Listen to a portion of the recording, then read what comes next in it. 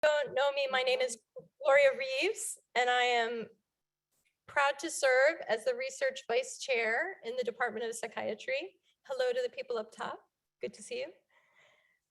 So we're really excited about today's program of events. And as a good researcher, I was thinking about what this program means in terms of the pandemic we've been going through. So I did a little bit of chart review and went through my old emails with Jill Rockbeisel, our chair, to see how we thought about this event 3 years ago.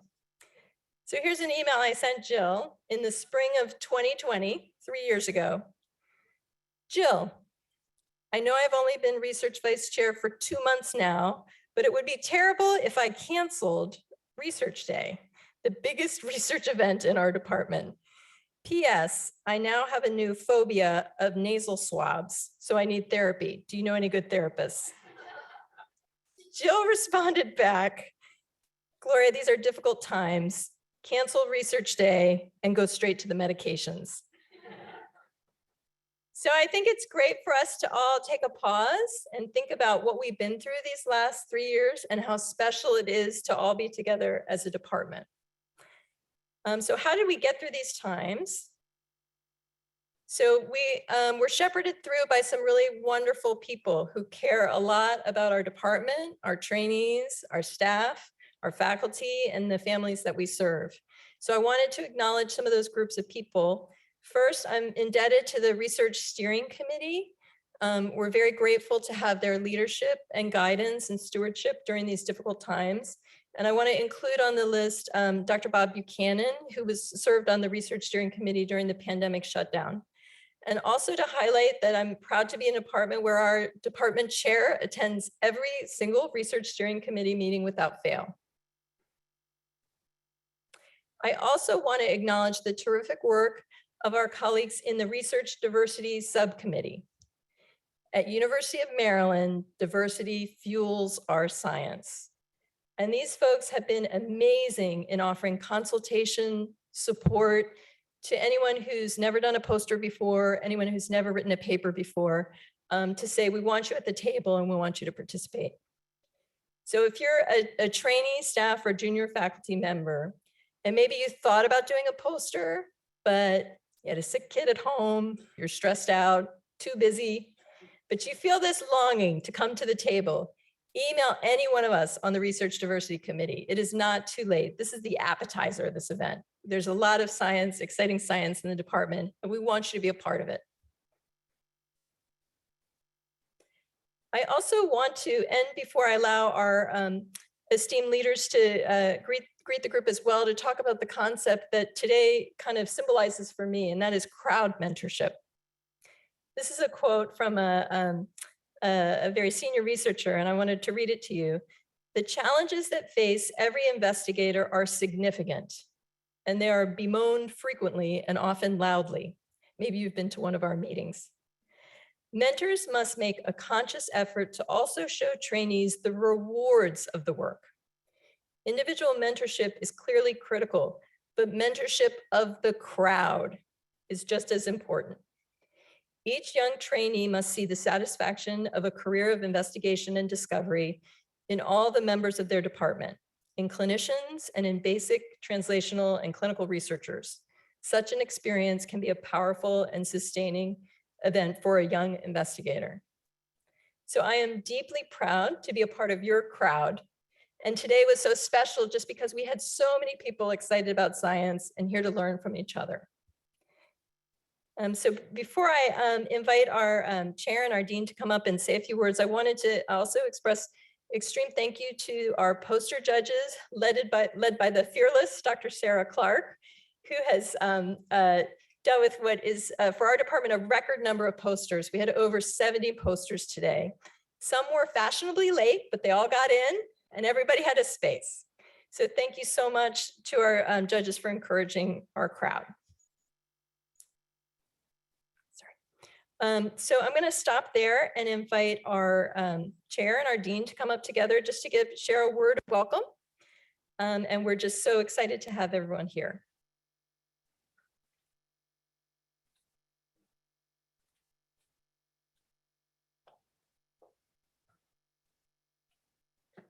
Thank you, Gloria. Well, we are on a tight schedule, so I'm just going to take a minute. I walked in and got a badge, and you can guess who made this badge. It says chair, proud parent of rising stars. And I have to tell you, that couldn't be more true. Today, I am so proud of every single person in this room, of all of the mentorships, the mentees, the work that went in to what we witnessed over the past 3.5 hours. Fantastic.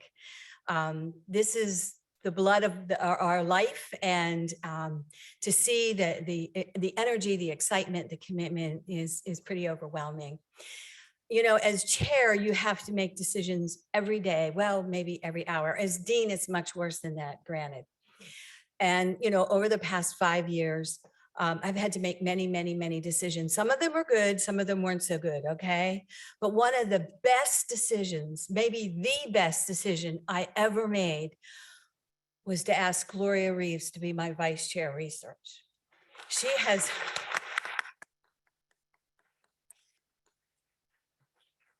Gloria has done an absolutely unbelievable job at putting this all together. And I don't think any of us would be sitting in this room without Gloria. Gloria, thank you so much for your energy, your creativity, and all the work that you put into it. So thank you, everyone. And I'm going to now hand over to our Dean Gladwin. Thank you. Well, mine says honorary psychiatrist. And I will say about half of the dean job is psychotherapy and half is psychotrauma. So I'm not sure on the balance, the value that I add in terms of mental health, but this is a record for people in person, not online in Leadership Hall. And there's even people up there in the nosebleed sections. Say something so they hear you down there. But, you know, we're really in the middle of a renaissance in psychiatry, in behavioral and mental health, and in the last great frontier in science and medicine, which is the human brain figuring itself out. And we're riding the crest of two revolutions in civilization, the computational revolution and the molecular biology revolution. And these are coming together in academic medical centers. And I really see what you all do as this next great frontier. And we're seeing the renaissance happen. 78 posters, an incredible residency match I heard about, congratulations. More and more students out of med schools are going into careers in psychiatry and into careers in neuroscience. Neuroscience is a hot topic, psychiatry is hot. And what we're all seeing and experiencing that's driving this is, one, the evolution and discoveries of new real therapies, a destigmatization of mental health and well-being and psychiatry, a participation where all of us, my kids, me, we all participate in mental health, as well as try to lead and learn how to care for people through better mental health techniques. So, and then I think more important than ever, you all see and we all see and appreciate the great challenges, what I call the generational challenges, which are largely around mental health and psychiatry. All pandemics, whether it's 1918 or the COVID-19 pandemic, there is the initial hit of the virus. And after the virus, there's the secondary infections like Staph aureus in 1918. But then there's two big hits. One is economic disruption, and we've been through that and are still recovering from that with inflation. And the second is mental health disruption, suicides, overdose, anxiety, depression. And we are deep in that wave. It's affecting all of us, our families, our children, our healthcare workers. And we have to remember, even in our own house, you know, suicide rates, substance use disorder, 4 times higher among mental health professionals and worse since COVID. So I think what you do is so important. Now, the last thing I'll just say, and thank you for this great program, Dr. Reeves and Dr. Rock Beisel, and we're very honored that Dr. Volkov is here, very honored by this. I just want to say that we're doubling down in terms of our commitment to addiction research and neuroscience research. So we've created a new neuroscience institute, UM Mind, led by Peg McCarthy, And we're about to announce very soon a new addiction institute. And Sarah Catacuzzi, stand up there. And Dr. Weintraub, you can stand up, Dr. Weintraub. They have led this charge, but we have an incredible gift of $10 million from the Collart family, committed to basic science and addiction. The dean's office will put in 10 million, and UMB is putting in 10 million to renovate a floor of HSF3. And our focus is going to be primary neuroscience, translational research, and excellent clinical care. So we're delighted to announce that, and we look forward to strong partnerships with NIDA and with all of you going forward. With that, I've talked too much, so I will turn it back over to Dr. Reeves. Thank you.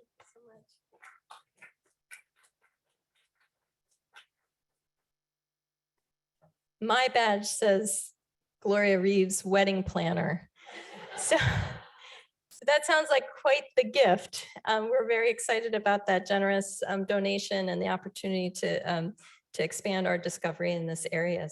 So that's very wonderful. I wanted to, before I turn the podium over, to give a special thanks to my assistant, Catherine McDonald, who organized a lot of the food, the details. Catherine, thank you. You have the day off tomorrow. Good job.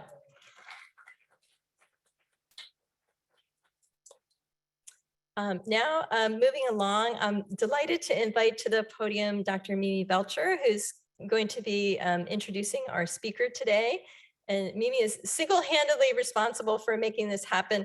Dr. Boca, I don't know if you know this, but you're a very busy person and your schedule is very tight. So we had to use our big guns and have Mimi make the request because we figured she would win you over. So we're delighted to have her here. So I'm just going to pull up her slides while you're doing the introduction. Thank you so much. And I do promise to be very quick. Why am I here? The reason I'm here is because, well, as a postdoc at NIDA, sort of starry-eyed, we get one or two, maybe occasional visits from Nora where we get the chance to interact with her. So that was my very first interaction with Nora. And then through some academic collaborations through my husband, who is at NIDA and works and has his own lab, Sergi Ferre. But I didn't really get to know Nora until I made the warm connection with Dr. Linda Chang, who's a very close and personal friend. I can't see very well, but there you are. And Linda had been approached by Nora because she was interested in finding collaborators and participants in a study that she was running at NIDA, at the NIAAA, to explore patients who were either on or off of medications for opioid use disorder and to do a brain imaging study. And so knowing that I was working with Dr. Weintraub and his shop and that I had access to patients, and Linda referred her over to me. And it's been this amazing, incredible, Nora and her team just sort of swept me up into the wonderful beauty that is her lab with, complete with lab meetings and recruitments and even visits to OTPs. So I've spent a lot of time with Nora and become her #1 fan, which sounds kind of psychotic, but I promise I'm not.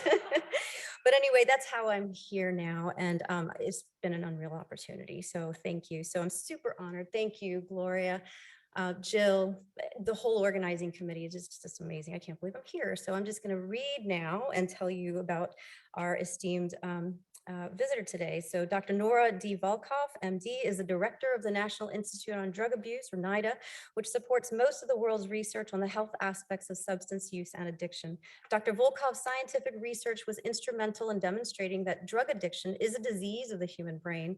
And as NIDA director, her work has promoted research that improves the prevention and treatment of substance use disorders. As a research psychiatrist, Dr. Volkoff pioneered the use of brain imaging to investigate the toxic and addictive effects of drugs. Her studies documented disruption of the dopamine system in addiction with its consequential functional impairment of frontal brain regions involved with motivation, executive function, and self-regulation. She's also made important contributions to the neurobiology of obesity and ADHD and has published more than 900, I'm going to sit there for a second, 900 peer-reviewed articles, written more than 100 book chapters and non-peer-reviewed manuscripts, co-edited a neuroscience encyclopedia, and edited 4 books on neuroimaging for mental and addictive disorders. And I had to look this up. Her H index is 157. And her work has been cited over 109,000 times. I know I'm embarrassing you, Nora, but that's wow. And just really quickly, I'd like to highlight one more aspect of Dr. Volkov, which really isn't captured by her bio sketch, and that's really her humanity. I've been in meetings with Dr. Volkov, and I've seen how afflicted and affected she is when she hears a personal lived experience of someone who has gone through the disease, the disorder of addiction. And I've heard the frustration in your voice when you too have encountered the barriers. You see the blocks and the barriers to equitable access to treatment for these individuals. And your humanity, I think your long list of accomplishments makes you a stellar neuroscientist and a stellar scientist. But I think it's that humanity, that incredible passion that you have that makes you a scientist. So thank you for everything you do. Thank you for listening to The Strong Arm, and thank you for being here. Dr. North.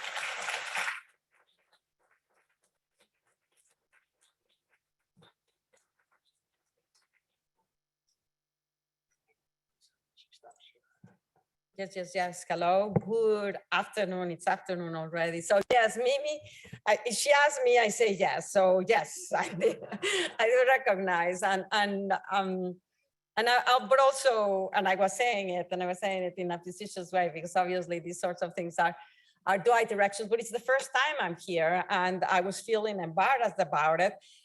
Because just sort of really you are by our side, you are in a city with major challenges as it relates to the substance use disorder crisis. You have incredible scientists working on the field of addiction. And you have been an incredible player for, to me, one of the most important studies we've ever done in overall mental health, which is the ABCD study. And you have here Linda Chang and Thomas Ernst, which actually have been one of the most powerhouses of that whole study. And I cannot emphasize how extraordinarily important that study is, and very relevant to what we're discussing here.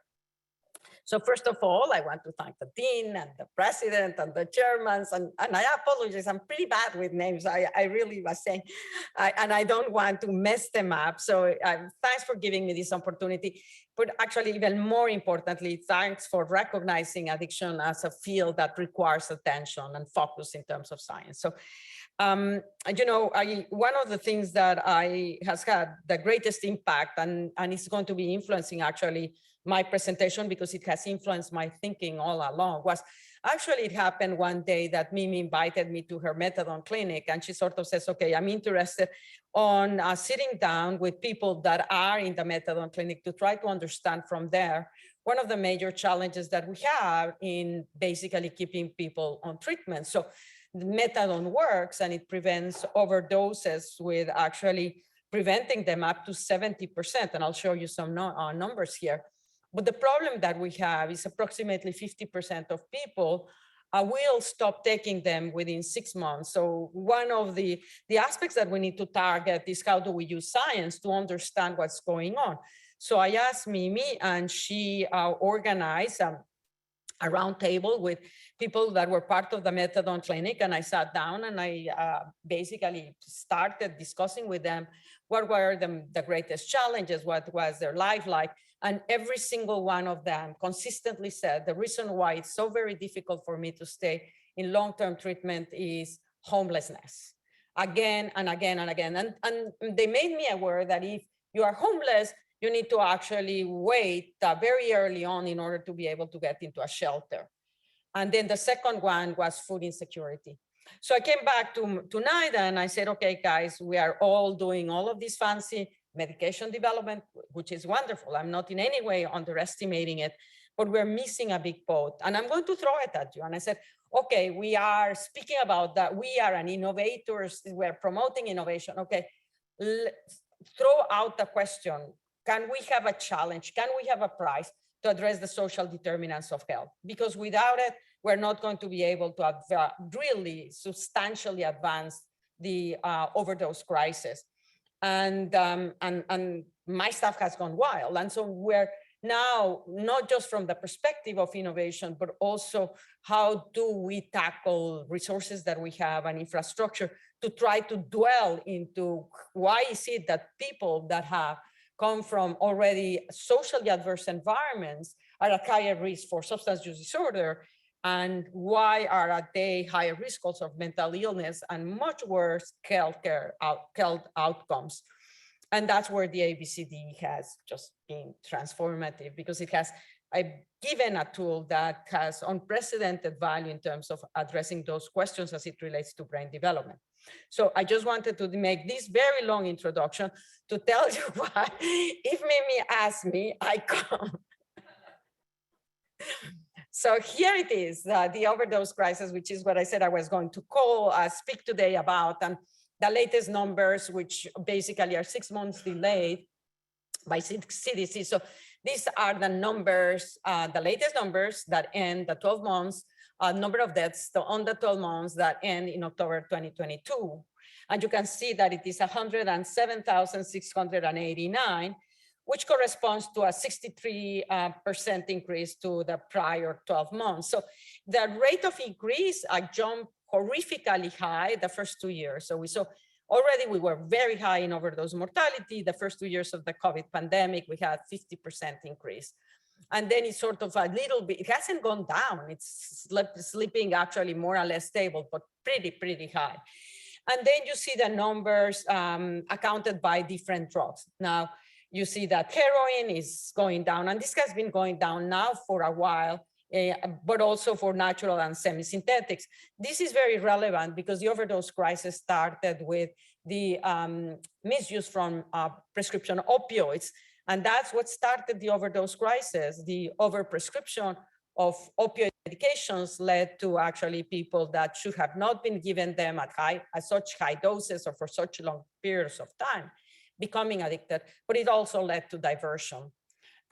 In 2011, multiple agencies finally realized that we really have a problem here. And the FDA came then up with new guidelines of how to properly manage opioids. And that led to a stabilization and a reduction in deaths from prescription opioids that has continued up to now and continues to go down. There's another additional problem to that, of course, that in the process, we're very categorical the way our brain seems to work. It's either black or it's white. And so it's either the left brain or the right brain.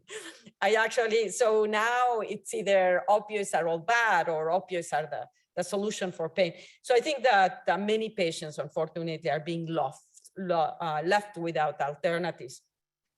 Methadone. We've seen a decrease in methadone overdose deaths in terms of the percentages.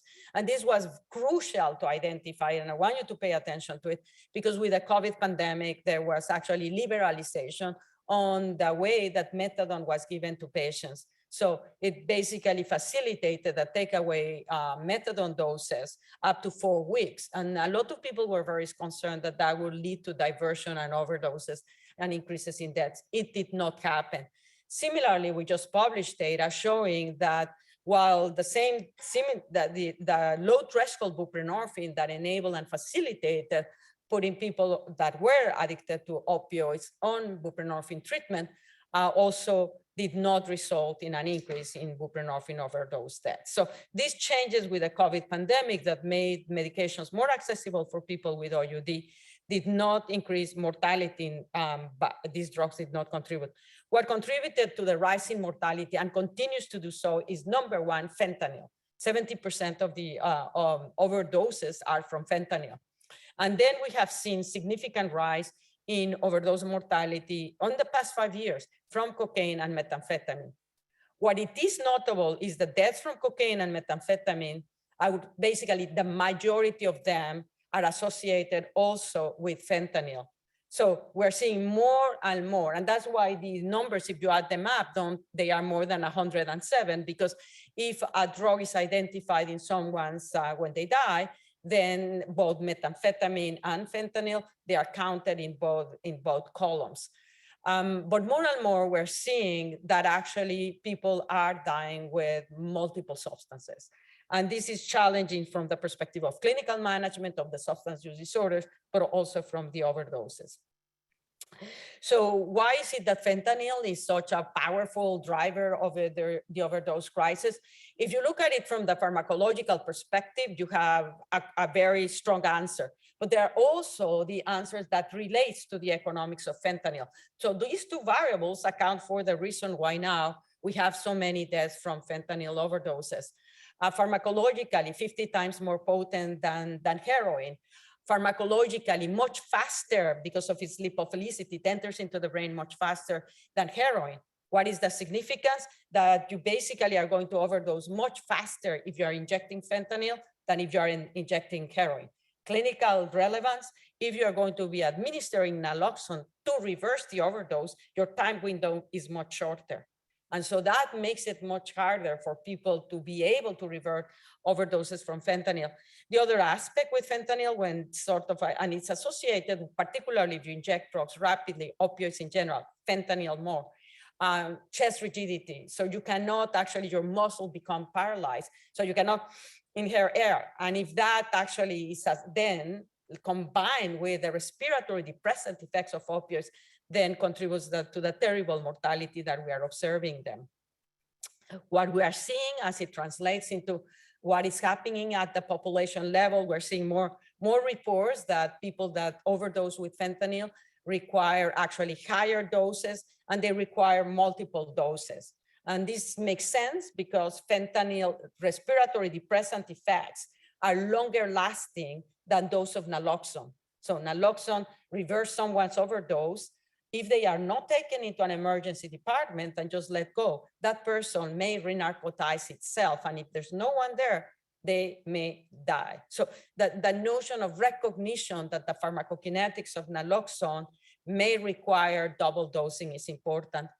And the aspect that we haven't properly investigated, and I would hope that between all of you who have a pretty solid background and experience for treating patients with opioid use disorder, we really do not have a good understanding about how to properly treat people that have a fentanyl-related opioid use disorder. Why? Fentanyl is more potent, produces much stronger physical dependence, higher tolerance. So how should we be inducting patients? How should we, how basically, in general, we're hearing anecdotes that it's easier to put people on methadone than buprenorphine, but I haven't seen a single clinical trial that has really clearly looked into it, comparing methadone versus buprenorphine. What doses should we be using? Should we be relying on higher doses of buprenorphine? What's the value of extended release buprenorphine? What about the extended release naltrexone? How are we going to induce them? So these are questions for which we currently do not have proper answers that have been made more challenging by the fentanyl market. Despite these, they are actually, we have pretty powerful tools that can help people with opioid use disorder in general, including fentanyl use disorder. We do know, and clinical trials have been reported, that methadone and buprenorphine actually improve outcomes of people that have been exposed to fentanyl. There's no two ways around it. It does significantly improve it. It also, there is clear-cut evidence, and this is actually interesting because some people question it, naloxone reverses fentanyl overdoses. If you actually, naloxone reverses fentanyl overdoses, which is at least 100 times more potent than fentanyl, and yet naloxone does it. It has an extremely high affinity for the mu-opioid receptor. Some of the challenges, of course, relate to that limited half-life, and sort of the more potent your opioid agonist is, the greater the number of receptors you need to occupy with naloxone in order to really be effective. Because if you have something like a fentanyl, which basically requires a minimum number of receptor occupancy to produce maximal respiratory depression, you may need to keep those opioid receptors blocked by naloxone for a long time. And how effective are these medications overall that we have? I mean, I just look at this study on pregnant women who were given medications, and some of them stayed on the medications for the whole time. This is buprenorphine. Others actually discontinued. And what the researchers are reporting is the number of non-fatal overdoses. How many of those non-fatal overdoses were prevented by the use of medication? The data speaks for itself. And you can see how effective these medications are for preventing overdose deaths. And in this case, I shouldn't speak overdose deaths, non-fatal overdoses, which of course is a preemptive of fentanyl, of opioid deaths in general from overdose. So they work. And it's hard to see in medicine effects that are as large as this. So they are very effective. You just need to give them to patients. Yes, we should give them to patients. And number two, you need to retain them into patients for it to be effective. And you see that the highest protection is, of course, when you have the patients stay on the medications all along. But we're not giving it. We're not doing the right thing. It's a thing that's when Mimi was speaking about how I get frustrated, one of the things that frustrates me the most is that you have clear-cut evidence that cannot be more clear than that. Medications for opioid use disorders prevent overdoses. Naloxone reverses overdoses, saves lives, and we're not implementing them. How bad is the problem? And this is really drives me crazy. Well, look at the data from CDC from last year over there that actually identifies in people that have died from an overdose, the percentage that have been given medications for opioid use disorder to your left, and then the other set of colors and columns as those that were given naloxone. And it is really tragic to see that what it is, 16.4% average had been given access to medications for opioid use disorder. Not surprising, they died, right? So, you know, and you have Black Americans, 8.3%. When you have numbers like that, that tells you 90% of Black Americans were not given, in this case, sort of a medication that could have saved their lives. You say, well, Nora, your reasoning may be circular because of course they die. And I said, yes, that's correct. And maybe the people that are being treated that have not died. But if we are getting 107,000 people dying, it just tells me that a very large percentage of people are not being treated. With the same thing with the naloxone, less than 20% had been given naloxone for reversal of an overdose. And this is the gigantic gap that we have. And so if you look at it from that perspective, and we're trying to address the overdose crisis, obviously we're prioritizing that specific question. What can we do to improve this situation in our country? And that's where implementations and services research come to play. So as part of the overdose crisis, we have prioritized 3 major ambitious implementation research projects. One of them is done through the Clinical Trial Network that actually many of you have participated, in which we are bringing basically infrastructure from the healthcare systems to actually get them engaged and involved in the screening and the treatment and the follow-up of individuals with substance use disorder. Of course, with a big emphasis these days, because of the urgency on opioid use disorder. Through this research, through the Clinical Trial Network, researchers have actually documented that involvement on prescription of buprenorphine by emergency department initiation results in much better outcomes. Through this work, they have also shown that initiation and treatment by primary care physicians results in outcomes that are as good as those that you obtain in specialized care. Through this work also, they've actually documented that integrated models that involve the infectious disease physicians actually also result in better outcomes than isolated ones.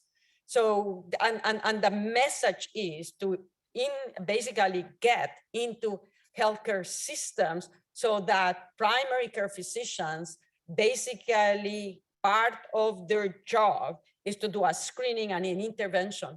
And for difficult cases, like what happens with anything, you refer to the specialized treatment program. But with access to medications for opioid use disorder, there's absolutely no reason why physicians cannot be trained in their prescription and follow-up. And in fact, one of the areas that we're very interested in is how to generate models of care that link the physician with pharmacists and nurses and other healthcare providers so that we can maximize the delivery of care. And Eric actually has been a pioneer too in terms of taking advantage of telehealth in ways that enable access to treatment on populations that otherwise would never have access to it. And I think that very clearly, for example, this has been crucial for treating people in rural areas, among other places. Second major initiative, you think about it, in my brain is very simple. I don't like to reinvent the wheel. And in my perspective, I always say, let's look at what structures we have and let's take advantage of them to address the problems if they are, of course, relevant. healthcare is very relevant, but so is the justice setting. And we know that at least probably 30% of people with an opioid use disorder may transition to a justice setting. And we also know that more than 50% of people in jails and prisons in our country have a substance use disorder problem. The majority of these people don't get access to any type of treatment, and that comes also for opioid use disorder. So we generated a network, just like we have the clinical trial network, we have a network of jails and basically healthcare systems and academic centers that bridge these different backgrounds of experiences and everyday activities to bring together knowledge and bi-directional communications. Through this network, we have also been able to initiate clinical trials in jails and basically documenting that extended release buprenorphine, for example, not only significantly reduces actually relapse rates, it significantly reduces overdose mortality, which is very high on people that are in jail when they re-enter the community. It also reduces reincarceration. The COVID pandemic actually did something that was very beneficial. It brought telehealth to jails because before there was a lot of reluctance.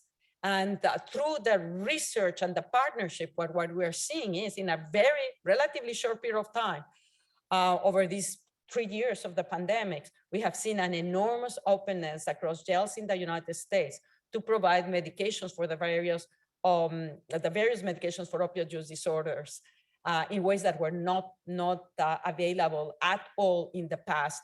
So bringing forward the notion that establishing the structure that allows the communication that then enables people in that justice setting themselves getting engaged can make a big difference. And finally, the most ambitious project that we've ever done in implementation, we took four states in the United States with the largest overdose deaths, among the largest overdose deaths from opioids. And we build in a randomized by community trial in which we actually say, what about if we bring the evidence base already exists that comes from healthcare, justice settings, and bring them together and community interventions, and let those communities select which are the ones that pertain to their conditions versus just community, I mean, the way that they deal with this crisis as usual, and see if we can reduce overdose deaths by 40%. They completed the trial, and we already started to see some basically of the results coming out. Nothing has been published yet. I am going to tell you that it was an ambitious goal of 40% decline on overdoses. And during that period, of course, we have the COVID pandemic, which exacerbated the mortality from overdoses terribly. And so we don't know exactly what we are going to get in terms of the mortality. But we also have the other communities that we did not have an intervention that suffer the same situation. But it's going to be, I think, a lessons learned in terms of how do you bring together healthcare, justice, state, and communities, and how do you maximize the utilization of data? And it has, what I can tell you, I mean, just priming you, is that there was significant differences between the 4 states. And I think that there is an opportunity for lessons learned on what works optimally. What are the things that also may have been obstacles? I told you that with the fentanyl, we're seeing more and more, and that's what you are observing over there.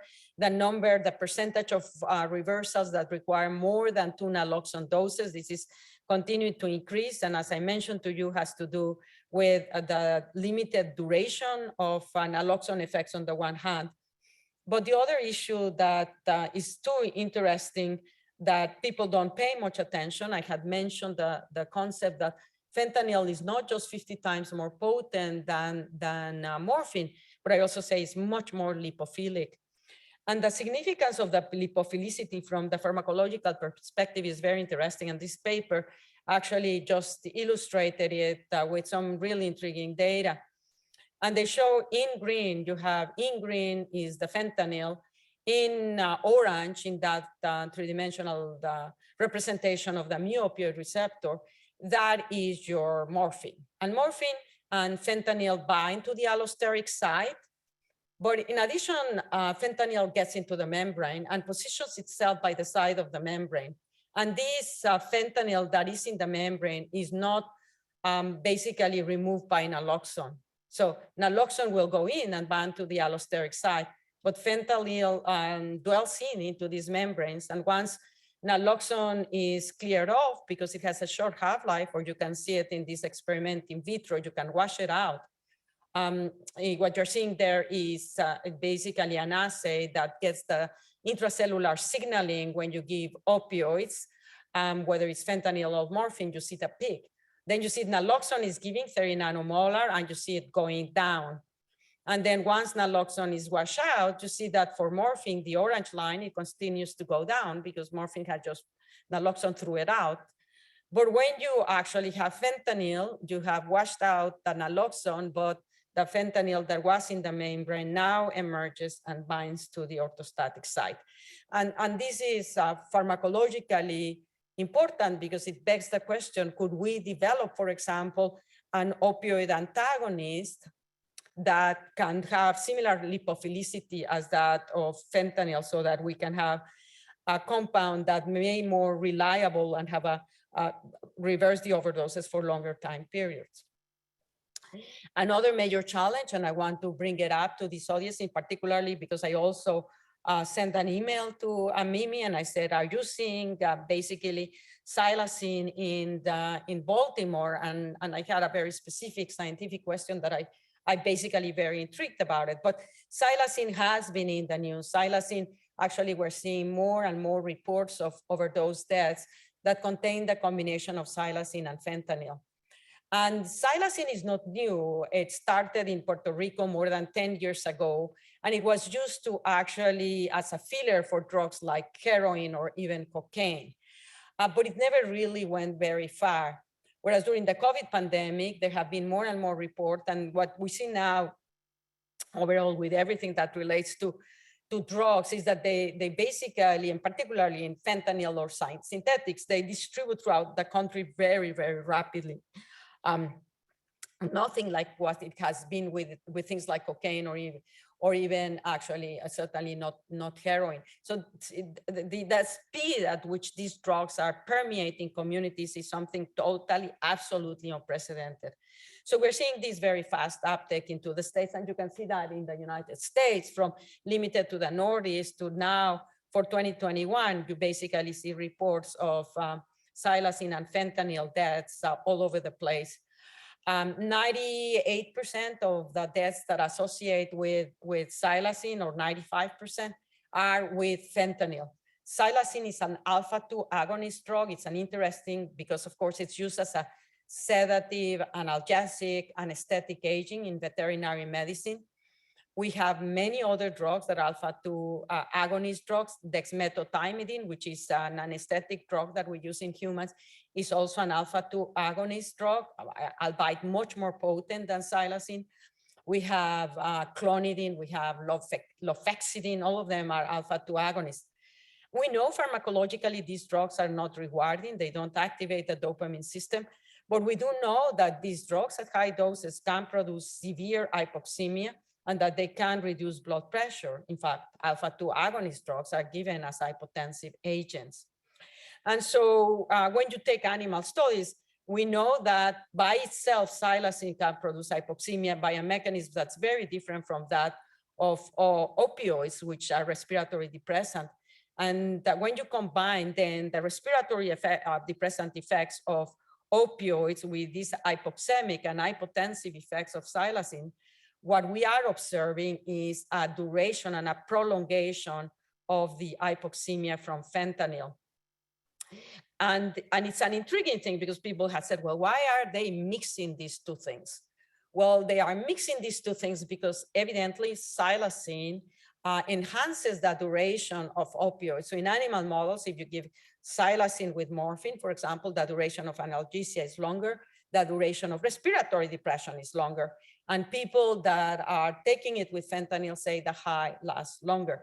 But the problem is that it is increasing the duration of the negative effects. And we really do not know how to treat it. So you say, okay, give me a break, please. I mean, just give an alpha-2 antagonist drug. We have alpha-2 antagonist drugs. The very famous Yohimbine is an alpha-2 antagonist. But think about it. I mean, if you have opioid dependence and you give naloxone to reverse that overdose, you're going to trigger an acute opioid withdrawal. And the acute opioid withdrawal has a very strong physical presentation driven by the hypersympathetic tone. The locus coeruleus gets activated and you have an increased heart rate, you have hypertension and sudoration and gastrointestinal cramping. And if under those conditions you give an antagonist, which is going to make the sympathetic tone even stronger, what could you actually exacerbate the process, make it to a point where it is dangerous? We really don't know. We haven't done any studies that way. And I do think, I mean, one of the lessons learned that I have seen as I look in my professional career is you can have a theoretical argument, but at the end of the day, sometimes it's worthwhile to try it. And so it behooves us to do animal experiments to address that question. If you are triggering an opioid, acute opioid withdrawal, but you have an overdose with psilocin, what happens if you give an antagonist? And also, and as I will tell you later, many people are dying from overdoses from fentanyl and that may be combined with psilocin that are actually not physically dependent. They get it through an illicitly manufactured prescription pill or cocaine that is laced with fentanyl. So this is something that we need to look at. In terms of the excitement for the science too, we have implementation science, extraordinary importance and service models research and policy research, but we also need to continue targeting developing of alternative treatments. We need alternative treatment for overdoses, absolutely. When you have combinations of drugs, I just presented psilocin, but at least 15% of overdose deaths with opioids are with alcohol. 15% are also with benzodiazepines. Also different mechanism of action for which naloxone is not sufficient to reverse them. So being able to actually target stimulatory interventions for respiration that could be valuable for any type of respiratory depressant condition, regardless of the drug, will be something that we're looking at. We're looking at automatic sensors of someone is going into an overdose, so you can immediately administer naloxone.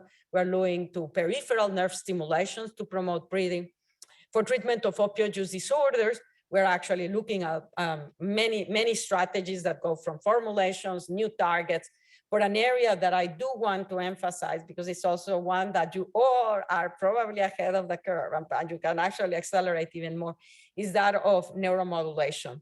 As we learn more and more how the brain is connected, we are better, and in parallel, there's these developments on technology for neuromodulation, whether it's transcranial magnetic resonance stimulation, whether it is direct electrical current stimulation, whether it is peripheral nerve stimulation, deep brain stimulation, or the most recent one into the play, low intensity focused ultrasound. We now have the ability to very precisely modulate the function of the brain.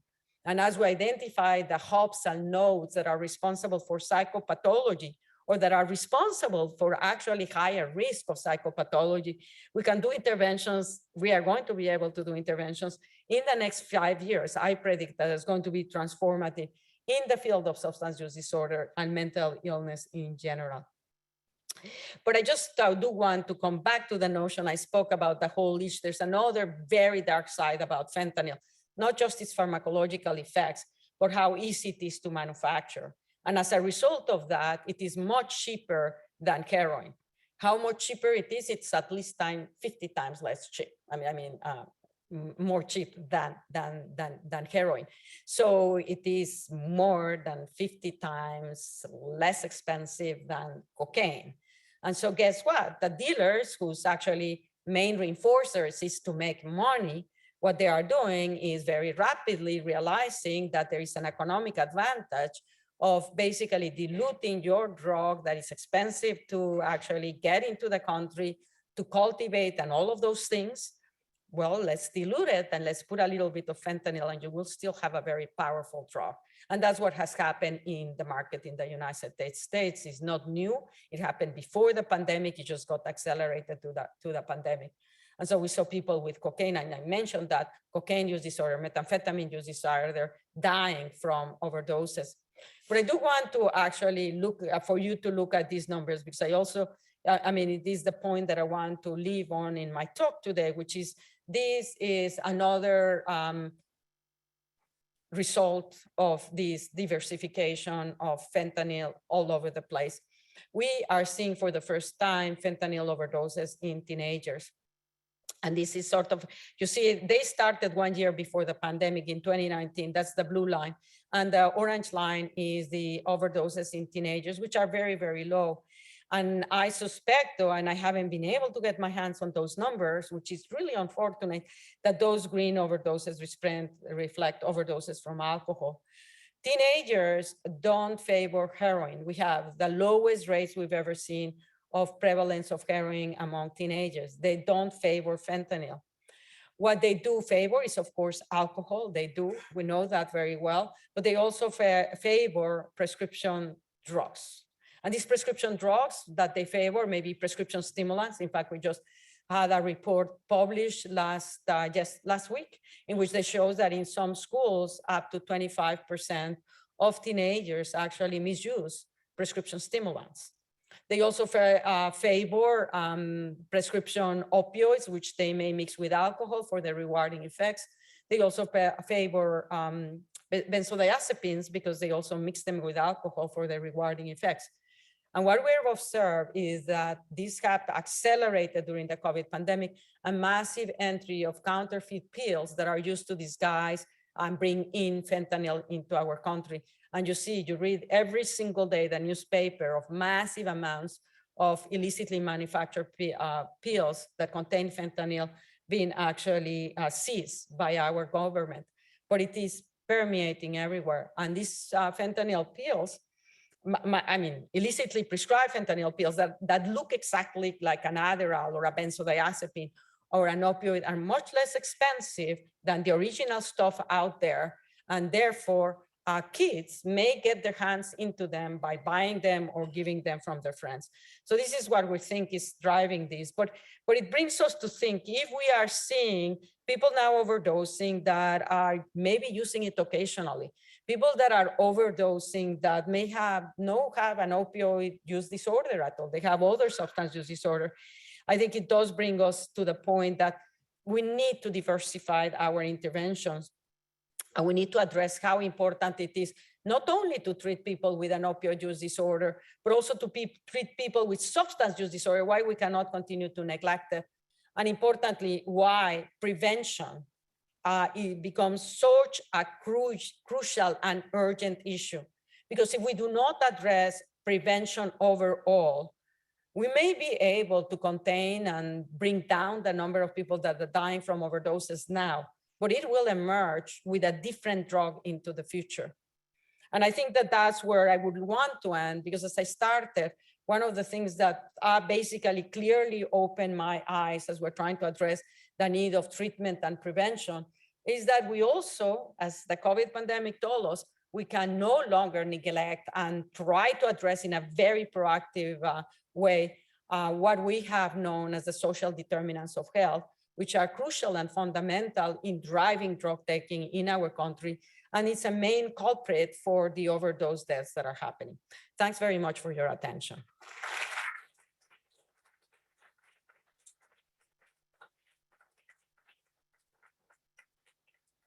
Thank you so much, Dr. Volka. I'm anticipating many emails requesting a copy of your slides. That was really incredible. We have time for just a couple questions before we break.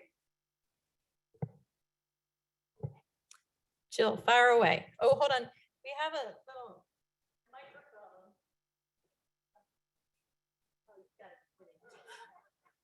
It's the first time I see such a microphone. It's quite clever.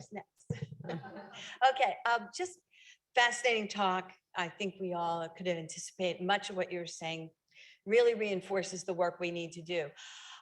Just a small detail. I treat a lot of adult ADHD and young adult ADHD, and the Adderall issue has really exploded.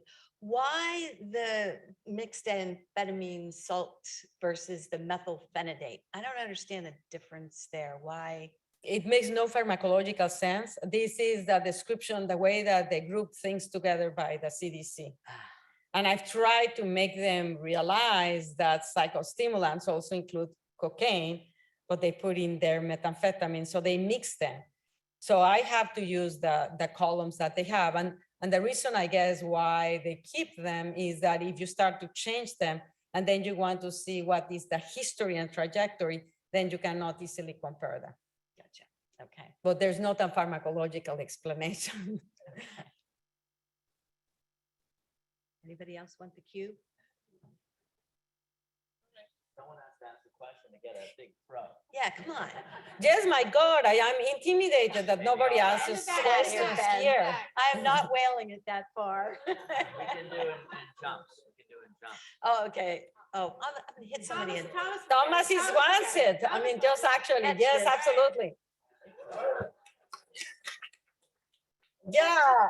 Don't clap too loud. She's a Steelers fan, so you know. There's nothing wrong with Steelers fans. Thanks, Dr. Volkov. I'm in your Ben Israel, psychiatrist in the faculty here, focus on trauma mainly, where there's a lot of opioid use involved with my work.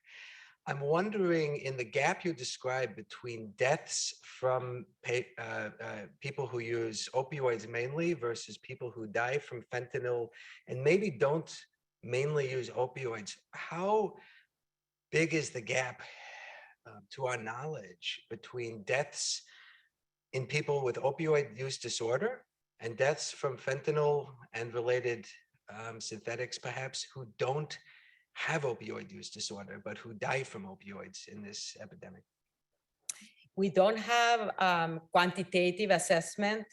I mean, I actually think about it, and I actually live even from the perspective of what percentage of the overdose deaths, for example, are related to people that have pain, and then they started with pain and ended up with heroin and fentanyl versus those that started with drugs, whether it is methamphetamine or cocaine. There's no real data that tells us what those numbers are. If I were to estimate just based on numbers that we see across multiple sites, just like the percentage of people that are on treatment for cocaine or methamphetamine, I would say that probably at this point, 60% of people that are dying from opioid overdoses have an opioid use disorder, and 40% do not. And this is a completely estimate on my part, in basically looking and obsessing and looking at data and looking at data. But it does, at the end of the day, I think it's an important, it would be important to really get accurate data and numbers, because that way you can target it. My point is that it is significant, the number of people that don't have an opioid use disorder that are dying from overdoses. And so when we are discussing and when we started the whole strategy for the overdose crisis, everything was focused just on opioid use disorder or just on patients with pain. And it has diversified. So now we're seeing people that have several substance use disorders dying from it. We're seeing people that do not have a substance use disorder. Those that may be occasional users dying. And that is a message that is important, because many individuals don't know the risk they take when they get some of these pills. They've been taking them safely. Or even the same thing with people that take cocaine. It's not that cocaine use disorders have increased. No, it is basically the cocaine that is being sold out there in the illicit market is much more dangerous. I would say that 40% is my estimate. And I want to say, we're not taking bets. So. That's scary, and thank you. Yeah. Thank you so much, Dr. Volkov. Thank you. So we have a mini pause. So Dr. Volkov is going to be joining the dean, our chair, and some of the leadership from the addictions team to finalize some activities related to the new center. So now we're going to transition to the second part of this event, which is a chance for us to pay tribute to those who have been very important to our departmental family, and also, of course, to give out some awards. So I'm going to invite some folks to come up to the podium as we're shifting gears. Dr. Gould, do you mind coming up?